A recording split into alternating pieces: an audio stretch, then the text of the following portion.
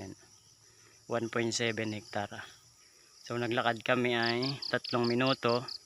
So bali 300 meters mula Barangay Road. 20 to 25 minutes galing bayan ng Lopez. Ayan. Nandito na sa property. 300 meters lang po mula sa Barangay Road. Yun po ay simentado naman. Yan, okay lang po ang pagkalupa niya. Kaya may makupa po ito. Ay mga Indian Mingo. Yan ang dami. Hawan pati siya.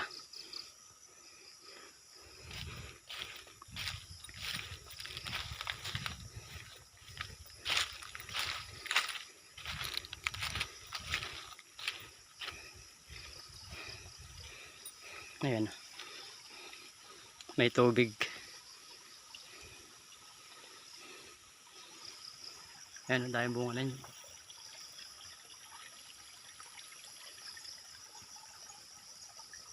Nyug po niya ay nasa 300 ka punong niyog.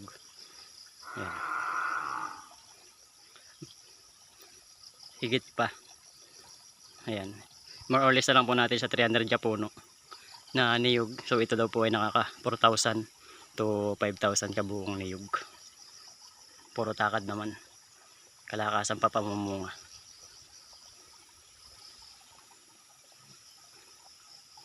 Saka pa po ito ng Lopez.